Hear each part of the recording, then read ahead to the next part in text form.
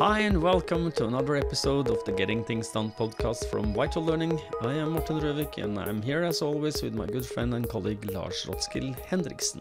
Привет, Lars. Привет, Morten. Good to see you as always, and as always good to be with our listeners and viewers out there. We always start off with our quick reminder of the purpose of this podcast, which is to help you learn GTD or become even better GTD'ers. So we hope that today's episode also supports you in that. If you are new to GTD, we always recommend you go back and listen to the audio versions of episodes 1 through 6 to get an introduction to the basics of GTD. Today's episode number is number 101 of the podcast, and today's episode is a very special interview episode. It is. You have been interviewing Brian Robertson from Holacracy, and I am really looking forward to listening to that. Anything to add before we roll the tape? No, it's something that I've really been looking forward to talking to Brian. He has a lot to say. He has some very interesting perspective, and I think a lot of value for GTD'ers out there to learn more about Holacracy. So great that he was able to join us, and looking forward to sharing this episode with everyone out there. Yeah, me too. So let's roll. And now, our special guest.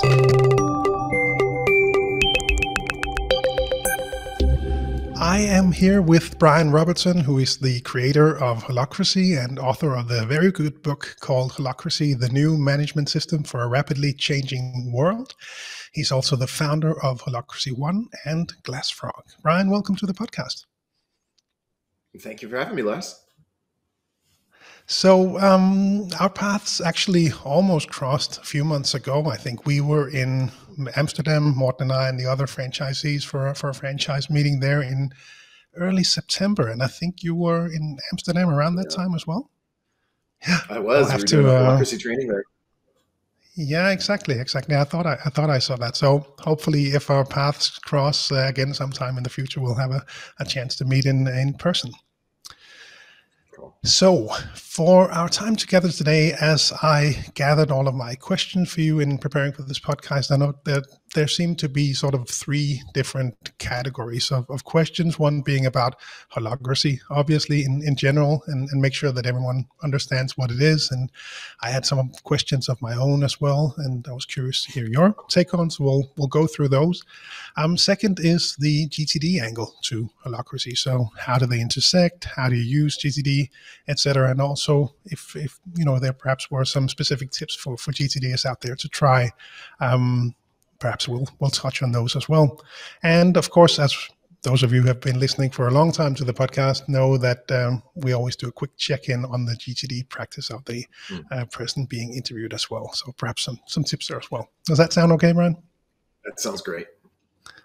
Fantastic. Then let's dive straight in. But just briefly before we dive into Holacracy, I gave the very short introduction of you. So in your own words, could you perhaps share with the listeners a bit about who you are and what you do?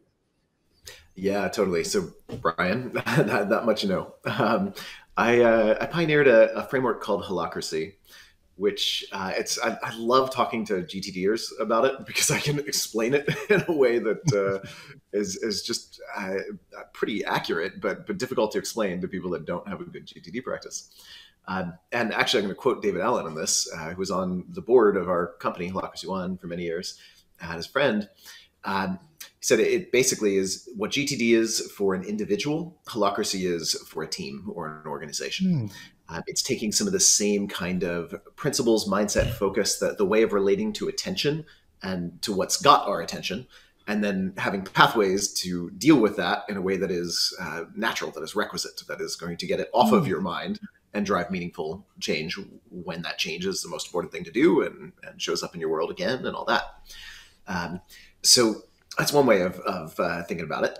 You can also think about it as a framework for distributing power or decentralizing power in a company that doesn't use a management hierarchy to do that, right? So it's another way of breaking down work and clarifying who's doing what, who's making which decisions, within what limits, within what boundaries, what expectations do we have of each other, and more importantly, a way for changing all that. It's a framework for evolving the expectation and rule structure of a team or a whole company.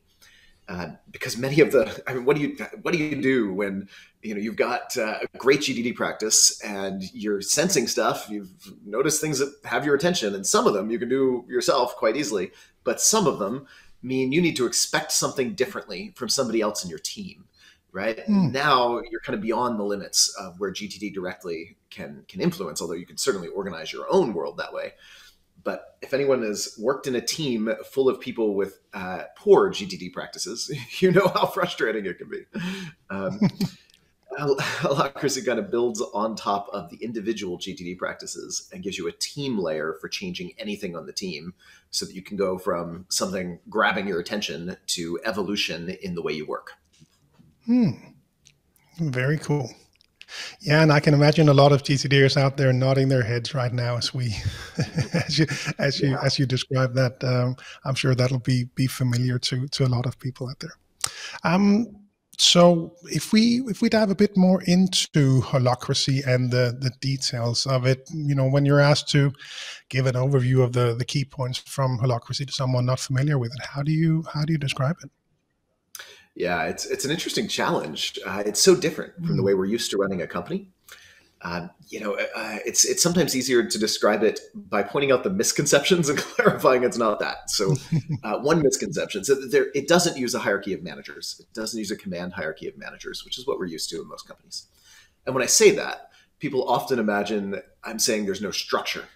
And so to clarify the first misconception, there's more structure, not less, in a company running with Holacracy. We just get to the structure differently, and the structure is much more clear. So so Holacracy grew out of my own GTD practice many, many years ago. And I learned through GTD the difficulty and value of clarity, of getting clear. What do I really mean by this? Or whatever it is that's on my mind, what do I really want to do with it? What's my real commitment here? And make the distinctions from there. Is this a project? Is this an action? What actually does done look like if it's a project, right? All that. And there's a structure work into roles on any team. And it's doing this, by the way, in every team. So every team has a process of breaking down the work that we need for the purpose of the team. To execute on that purpose, we need a bunch of roles, and each of those roles is going to have a purpose. It's going to have some expectations or accountabilities, we call them, on it. It might have some authorities, some decision rights, or some things it controls, right? And then there might be some policies of the team that kind of constrain and limit people. So there's these different distinctions, kind of in the way GTD has project and action, right? And other things as well, area of focus or whatever. There's a set of distinctions in Holacracy that form a language, if you will, a pattern language. Much like GTD forms a pattern language for how to organize your world, your life, anything you're committed to changing. Holacracy gives you a pattern language for describing how your organization functions, right? So, and that language is actually quite a bit clear, more clear than what we're used to in most companies, where things are quite fuzzy often. The way things work around here on most teams is not well documented. In fact, if anything, if you go, when was the last time you ran and checked a job description, right? They're fallacy, they're fiction. They don't mean anything. It's like most people's task lists, for that matter, right? If they're not a good GTD practitioner, their task list is probably largely a fiction that helps them feel better. And Holacracy comes in and says, okay, well, let's really describe what it is we're committed to doing, and who's going to expect what from whom, and what are the decision authorities on the team, and where are their limits. When do you need to go to a meeting, and when don't you? And that's another one of the misconceptions. When people hear no managers, they often assume decisions must be made by groups or some kind of consensus process, and that is not at all the case. Holacracy uses more autocratic decision-making than a management hierarchy. But it's a decentralized autocratic decision-making. What we do is clarify who makes which decisions within what limits, right? Based on a role-based structure. And so, you might fill a lot of roles. You might fill roles on different teams. I have roles in one of my companies in 5 different teams, and maybe a dozen roles or something like that at this point. And I know in each of those roles what decisions I can make, what authorities I have, what others are going to count on me for, and what they can task me to do. Right? And I know I get to lead those roles. I'm effectively the CEO of my roles, just like everyone else, right? So it gives you clear authority, so you don't need to use a lot of meeting time, a lot of buy-in building and all that.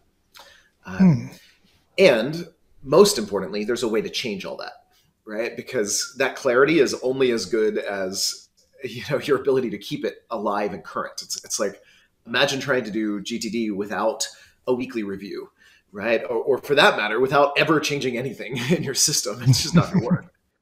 And that's what most companies do with their structure, right? They have no equivalent to a weekly review. They have nothing to clean up.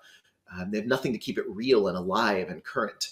And Holacracy introduces a process for that. We call it a governance process that allows you to keep the organization, the team, the roles up to date. It allows people to process tensions, as we call it, or what's got your attention, as David says, and to take that and process it into meaningful change.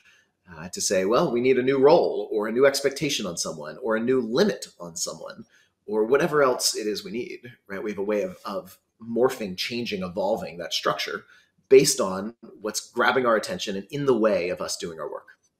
That's the high level. A lot more to all that, but I'll stop there. No, that's great, and it's it really was such an interesting read, and walking through how you then describe the different roles, the circles, the different processes that you just touched on now. I also had a quick look at the company structure that you share on Glassfrog. Very fascinating to see and quite helpful in get a better understanding on how all those things might look. There was, as I was, talking about this, we had scheduled this interview now for a while, and I spoke to one of our colleagues from Estonia, Paul Vohur. He said, I mentioned I was going to talk to you, and he said, well, I said to him, do you have any questions for Brian? And he said, I'll do you one better. And it turns out that he had actually spoken to you in a podcast in Estonia, I think around 2 years ago or something. So I listened through that episode, and I'll be sure to link to it in the show notes as well for those who want to learn more also about Holacracy from a leadership perspective. One of the quotes that really stood out to me was that, you talked about culture eats strategy for breakfast, and then you added that structure eats culture for dinner. I think if I wrote that down correctly. Can you perhaps elaborate a bit on that? Yeah, totally. So the first part of that is a famous Peter Drucker quote, all right, modern management theorist. And I have just a huge amount of respect for our kind of leading edge of management theory and management hierarchy, as much as I sometimes in the press get accused of being somehow anti-management. That's missing the point.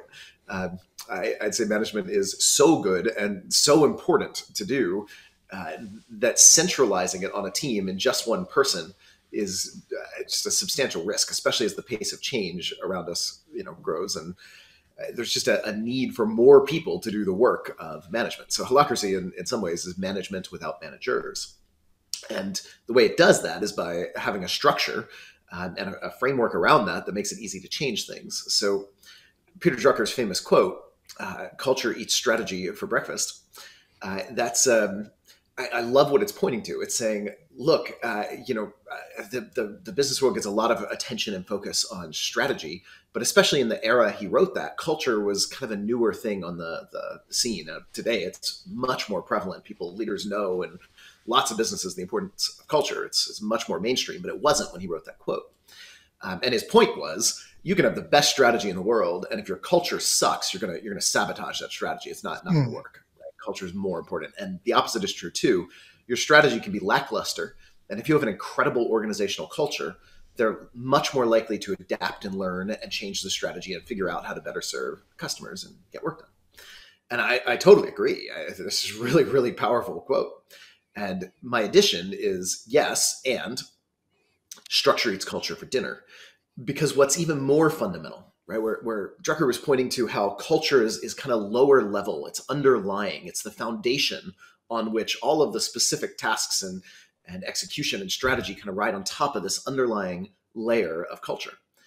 And yet what underlies culture is the power structure of a company, right? Where if you imagine, just to use a societal metaphor, if we lived in a an era with a local feudal lord that has unlimited power and rights over us peasants and can just kind of come and do anything they want anytime, just about, that really changes the culture that's even possible, right? It's really difficult to have certain cultures in that structure. And you might try, but the power structure, the fundamental power dynamics are going to underpin that culture and sabotage if they're not suited to the purpose. So I think in that way, power structure is more fundamental. And I've seen this. I've seen cultures emerge in companies running with Holacracy that are simply not possible, right? For example, I sometimes ask, one of my passions is I want more just fundamental love, acceptance in the workplace, if you will. I don't mean just the romantic love. I mean just people showing up with open hearts and loving energy. And why can't that be our ground to relate? And so I sometimes ask in some of my talks, how many of you have somebody in your workplace who you're not related to or in a relationship with, who you regularly tell them you love them, right? And not in a romantic, context, but just because you just so deeply love and appreciate that human. Why don't we have more of that? There's something about the structure, the power structure underlying our organizations today. It makes that incredibly difficult. It makes it actually quite useful to kind of hold back parts of yourself, to play a certain political game. The structure almost requires it if you want to be productive beyond a point. But you change that power structure. You have a power structure where suddenly there's not this parent-child, boss-subordinate relationship, but a relationship of adults taking full responsibility for their work and able to, in a power structure where all of us get to be adults together instead of parent-child dynamics. And that unlocks things. It unlocks things in the culture. It allows us to relate differently, to bring our full self into the workplace. It allows us to see each other's gifts and talents and have personal relationships. I remember back in my management hierarchy days as a CEO, I read a study back then that was looking at loneliness in companies. And it didn't matter what industry, what type of company, the one position that rated by far the loneliest was the CEO position, which sure fit my expectation or my experience. I mean, and of course, right? And it's so ironic. Everybody wanted time with me. Everybody wanted to go to dinner with me, or whatever. I mean, there was no lack of people that wanted to spend time with me. But it wasn't a totally genuine, vulnerable, authentic, real human connection because they were playing a game. There was a power differential in the room in a major way that affected their lives and their careers. And so they played a certain game. The structure incentivized a certain game, and then I had to play a certain game too. In that, it's so lonely. And now I don't feel like that at all. Now I have a bunch of business partners.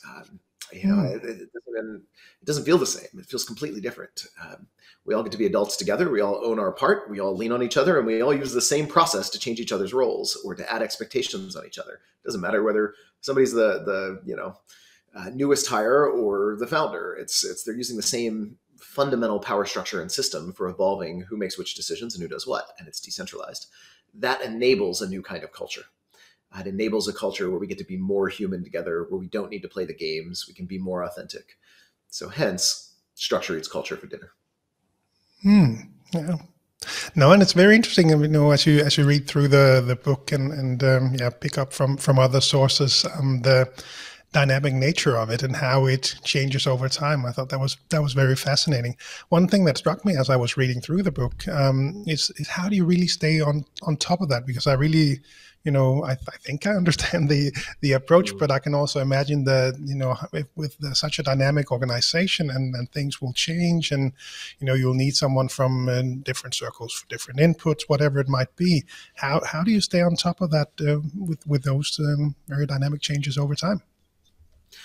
Well, how do you stay on top of your own personal trusted system, right? I mean, think of all the changes you're facing every day. You've got requests coming at you of new projects or actions to take on. You've got priorities changing around you. You've got surprises and new inputs from customers or your world around you. How on earth does anyone stay on top of a GTD practice? That's what I hear often from people who don't do GTD regularly. It's too much. It's too burdensome. It's too much work, right? Whatever. And yet, I imagine this is pretty common among us experienced GTD practitioners. For me, the question is almost the opposite. How does anyone not do this to stay on top of stuff? how on earth do you even pretend to stay on top of your work without having this kind of disciplined practice, right? It makes it easier, not harder. The challenge is the adoption. It's the learning curve, right? And that's, I think, what people are pointing to. It can, when people are new to GTD, it can feel overwhelming. It's totally different from the way they've organized their lives, or largely different anyway. And there's a whole practice to it. It's like learning a musical instrument or a sport, right? You can't just read David's book. I love David's book, but that's not enough. You don't become a master GTD practitioner by reading his book, right? You got to get your hands on. You got to practice it. You got to do it. You got to live it. Maybe go to a training or a workshop, get some hands-on practice there with an expert.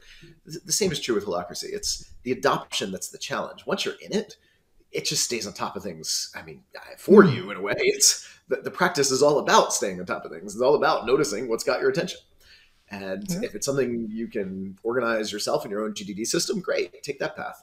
And if it's something that touches the team dynamic, the expectations of each other, the power structure, the authorities, the controls, the policies, any of that stuff, process, that you can feed into the Holacracy process, and you do, and it naturally stays on top of things. And the other thing I'll say is part of the way it does that is by being incredibly efficient. The meetings are incredibly efficient when you do a meeting. There's a meeting structure to Holacracy, 2 different meeting structures. And we've actually had some measurement done, and this has been studied. So Harvard Business School studied a couple of organizations doing Holacracy and had some great learnings and metrics from that. And we've had other organizations do their own surveys and studying. And one of them that was studied they looked at the average number of meeting minutes, so minutes of meeting time, that it takes to get clear on an action or decision from someone else when you need one. And they measured it before Holacracy and 6 months after practicing Holacracy. And again, it has a new meeting structure it adds to make this easier, along with the power structure. And what they found was a over 90% reduction in the number of meeting minutes required to get a clear action or clear decision from someone else when you needed one, which means they can do 10 times the volume of work in the same amount of time, or 1/10 the meeting time and get the same amount done, right? And that's not that dissimilar from what I find when with GTD practice. I cannot imagine holding as much as I hold right now, carrying as much, getting as much done as I get done right now. Without GTD, I mean, if there's any one thing I will credit most of my professional capacity to, it's a really good GTD practice. So it's very similar. It's bringing in the right processes and kind of orientation to work to allow things to happen fast when they need to. All right. One thing I also noted in the book was that you mentioned that Holacracy requires a certain company size, I think, and perhaps it didn't seem to, to be the case that projects were in scope. But I can also think back to my previous career as an IT consultant, and the project teams were so large that they were really the size of a small company. How big or small does a company have to be to benefit from Holacracy? Really, only 3. I mean, there are plenty of 3-person companies out there doing Holacracy, and it's great for them. And I've had 3-person companies that I've been involved in myself doing Holacracy, and it's great. I would never do it any other way at this point. And I've seen companies tried it too, but it feels a little silly. It's just something about 2 people. As long as you have a good relationship, you can probably bypass it and do just as well, as long as you've got another teammate you're used to working with. Yeah, no, that makes sense. And that was also sort of my, understanding when I went through the book and, the best practices and the way to organize. And it seemed to be a good fit even for small companies. So glad I clarified that for myself at least. So if we switch angles. Sorry, go ahead. Sorry.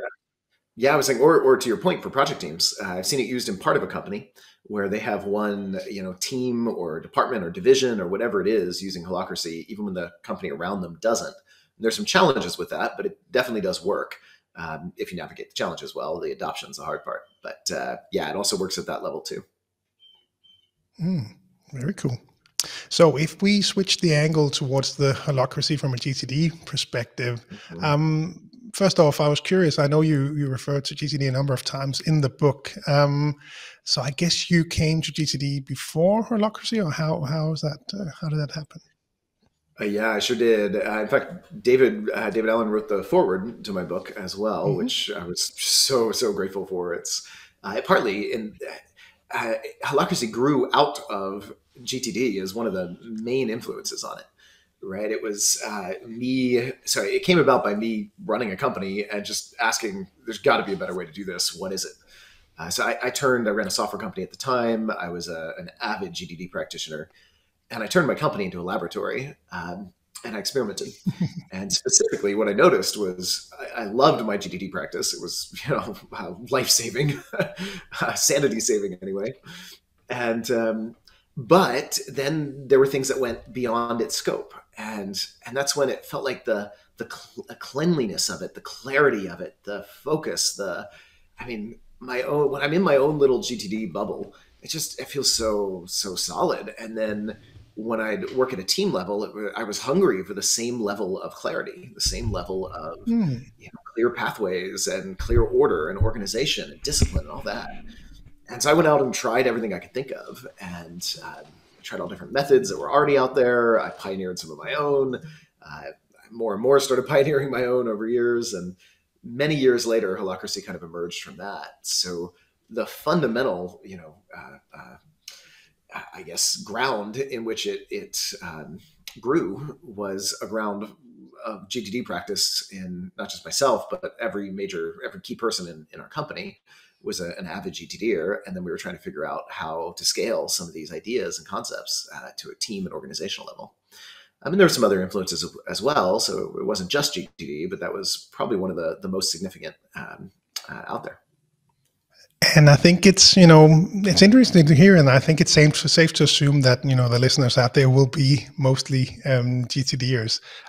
So you've already kind of touched on this, I think, a couple of times now, but are there perhaps any specific pain points, that GTD'ers have, which Holacracy addresses? You already mentioned the ineffective meetings. That's something I'm personally very sensitive to. And I think the Holacracy best practices have helped my meetings. What would you highlight for GTD'ers out there? Yeah, the role structure for one, and one of the nice things about the latest version of Holacracy, as opposed to earlier versions were hard to incrementally adopt or to adopt pieces of. The system was kind of all woven together in a way that just made it difficult to break down. But the latest version, we version control it. The latest version of Holacracy and its rules are kind of broken down into a series of different modules that are independently adoptable. And that gives you an incremental path. So you can kind of start where you are, add one piece, get used to that, add another piece. It makes the adoption much easier. And one of the most common things I see out there, and I think it's especially appealing to GTD practitioners, is just bringing in the clarity of the role structure of Holacracy. Even if you don't do any of the better meeting practices or the group governance practice where you can evolve that structure, even if you're still relying on managers to, be a stopgap and make command decisions and evolve the structure, that's fine. As a next step, you're still doing a lot better when you have a clear role structure. And I think GTD practitioners, more than most, understand the benefits of clarity and how easy it is for something around human nature to try to dodge clarity. And I see this in teams all the time where it's just not clear. And titles do not clear this up. Titles do not tell you who's actually making which decisions, who's doing what. You really need a more defined structure to clarify, right? Who owns what? So even just bringing in Holacracy's role structure, I think, is often really appealing to GTD'ers.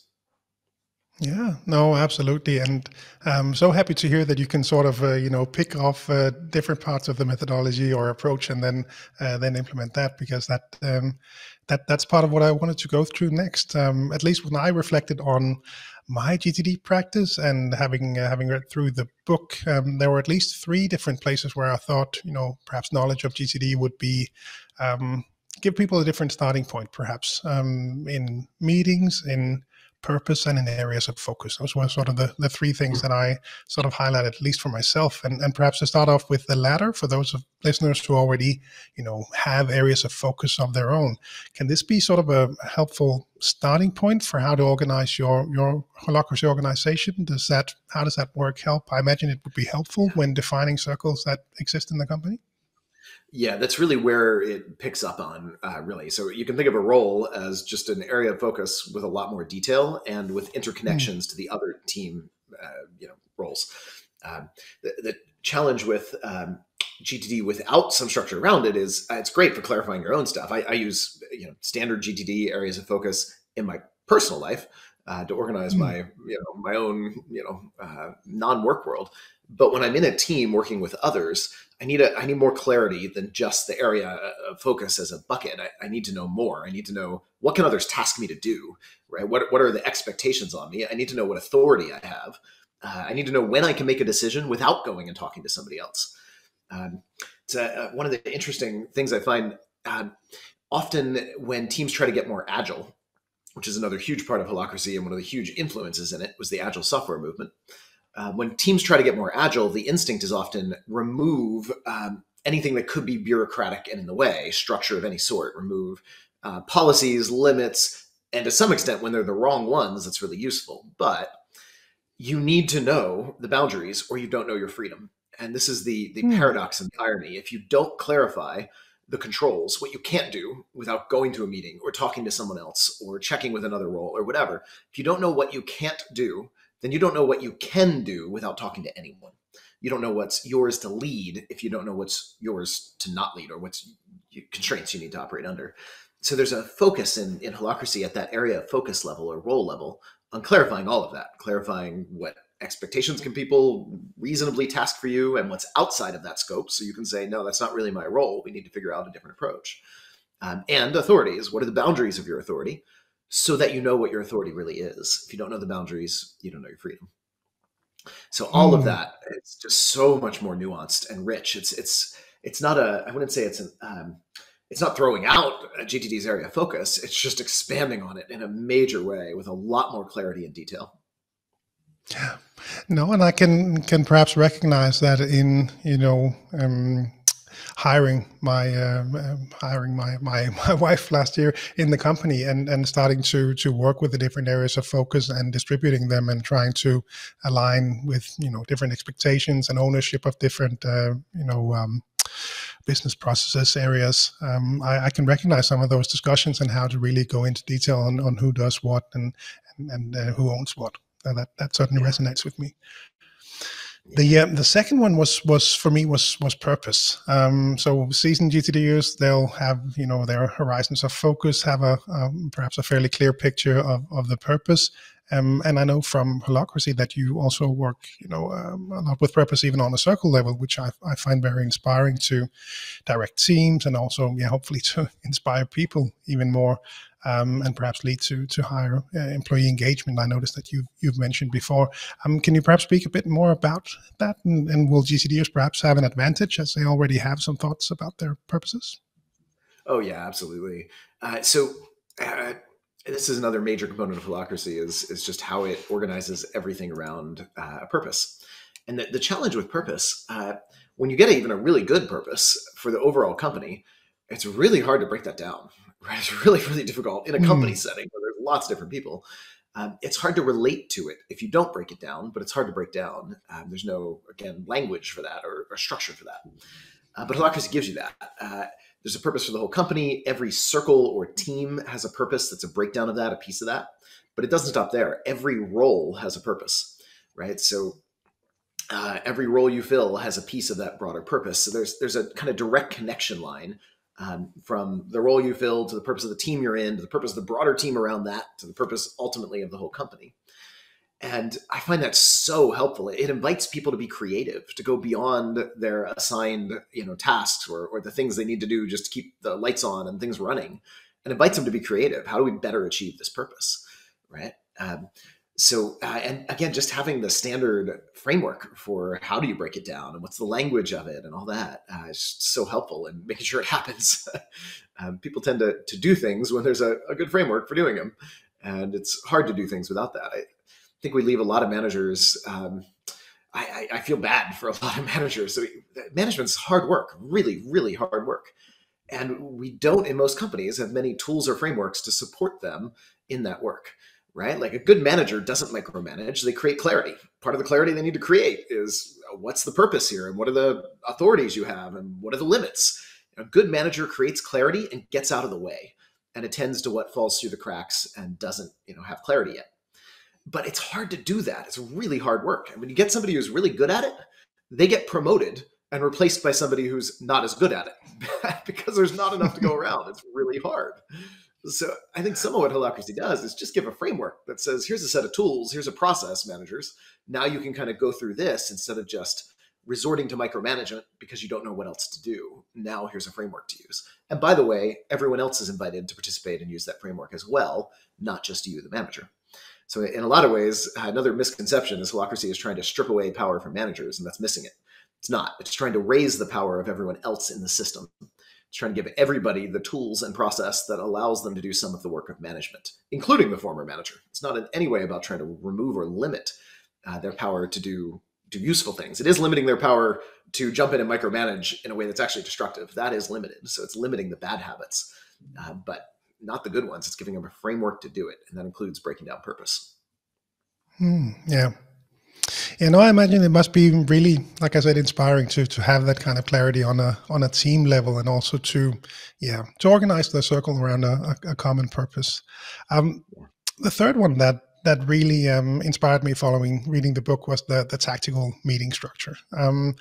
This is something that we're now using for some of our internal meetings, and it really has put a new perspective, I think, on my agenda list and how we approach it here. Perhaps you could, give us a taste of that a bit more. How would you structure these meetings, the metrics, the process on how to use them? Because I think that would be a really good takeaway for the listeners for this podcast. Totally. Yeah, it's a really cool process. I love it too. There's many differences from the way we're normally used to meeting. One of them is, so there is a kind of a framework of an agenda, but the actual specific things we're going to discuss is an agenda built on the fly in the meeting. So the broader framework has steps for let's surface data. We have a step to share checklists. If there's any checklists on the team that we need to just quickly review, or any metrics. There's a space for project updates. So this is in kind of the preamble, we call it, to the meeting. We start the meeting. There's a little check-in round. We do a little just kind of get present round, and then checklist, metrics, project updates. And then we build an agenda, and we build the agenda on the fly based on what's got your attention, or in Holacracy language, what are the tensions in the room? And I don't mean tension in a negative way. It could be an exciting opportunity. It's just a sense of tension, of stretching between where we are and where you sense we could be, and wanting to bridge that gap. And that's Holacracy's definition of tension. It maps perfectly to what David says is just notice what's got your attention, right? And a piece of stuff in David's language, right? Stuff comes in, it's got your attention. Great. So we build the agenda in a tactical full of tensions. And in most meetings, when there's an agenda item, one, it's often built in advance, which incentivizes people to put things on the agenda to make themselves look good because they think this is what they should put on the agenda. It also encourages people to put things on the agenda and then spend time talking to them that are not the ones that they're actually feeling tension about, that has grabbed their attention, that something is needed on. It's almost like doing it automatically by default or something I see happen.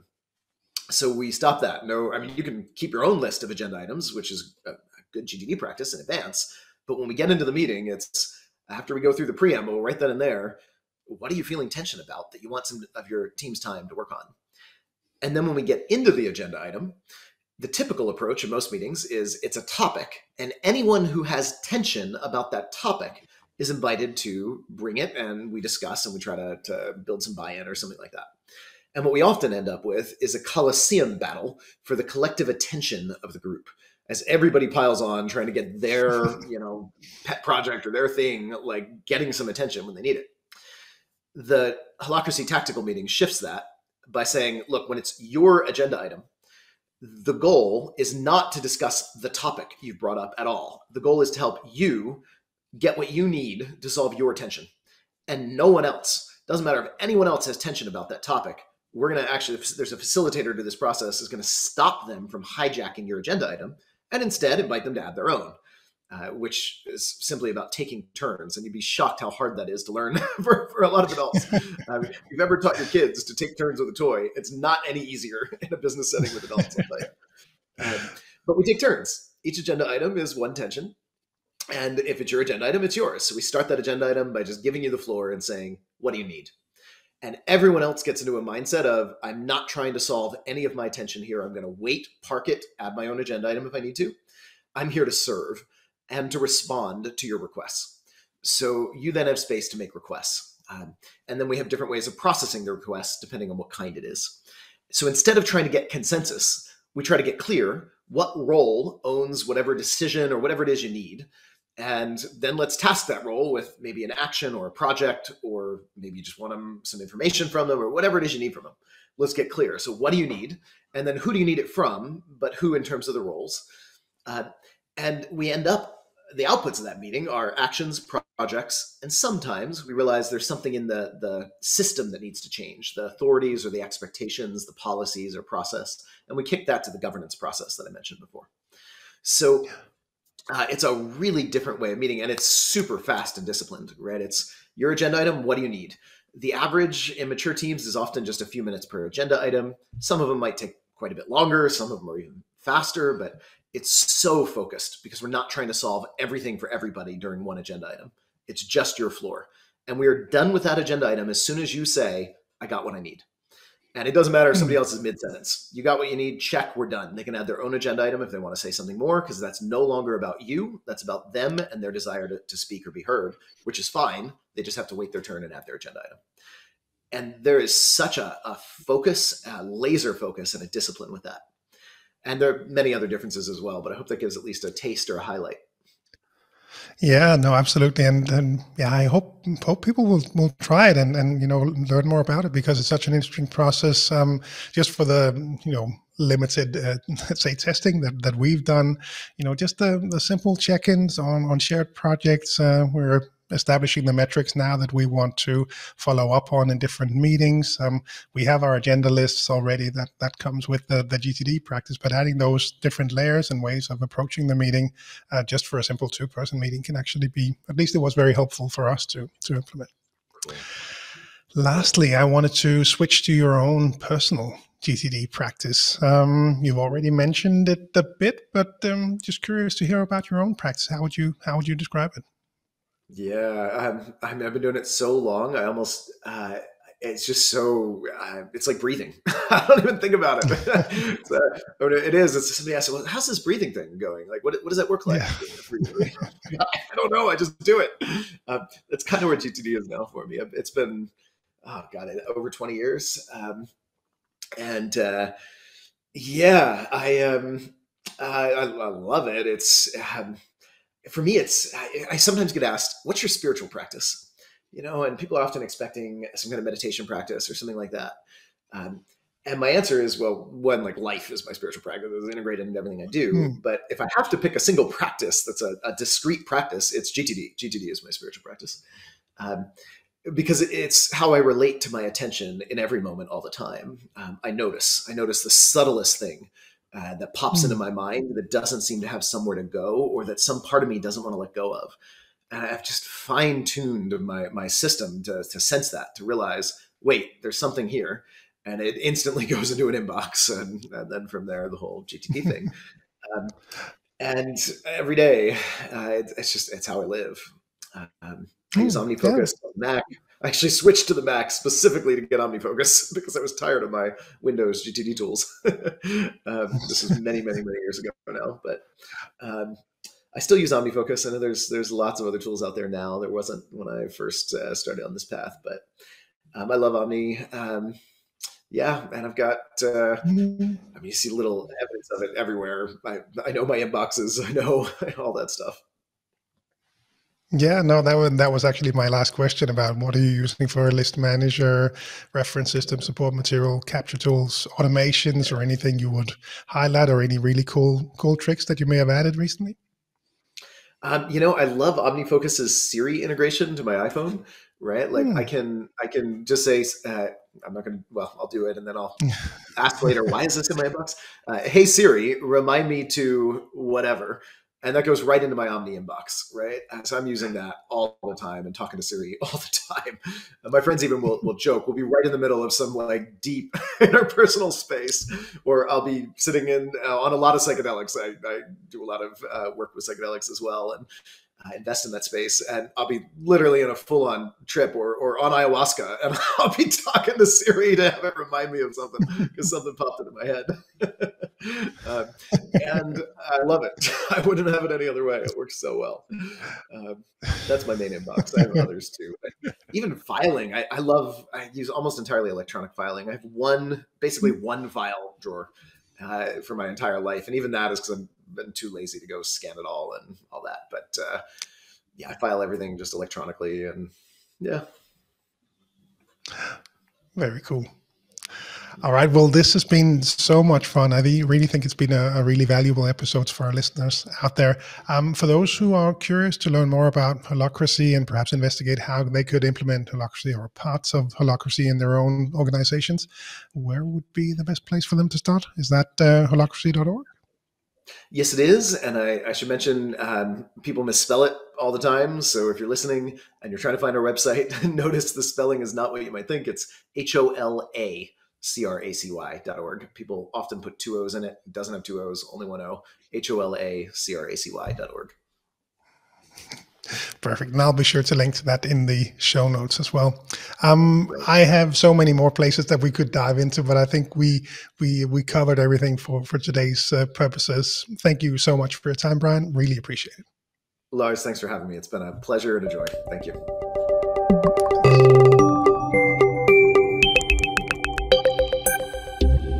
That was a really good interview. I thoroughly enjoyed it.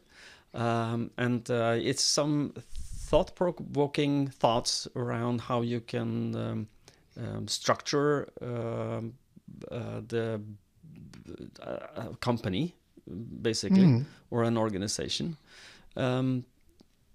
I don't know if you wanted to point out something that stood out for you.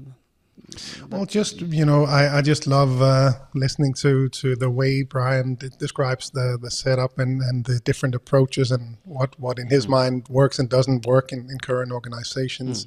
It's really interesting to hear. And I really hope that people will try out some of the things that we spoke about. Like I said in the interview, some of the things that really spoke to me was this tactical meeting structure, for example. Yeah. And I think combining that with your agenda list and improving meeting quality and efficiency. I think there's definitely, for example, something to pick up from Holacracy for GTD'ers out there. So if you try some of this out, as always, let us know. Podcast at VitalLearning.eu. Would love to hear how this hopefully has helped you. Indeed, I smell that our status meetings are going to change. Perhaps they will. Maybe. Okay, good.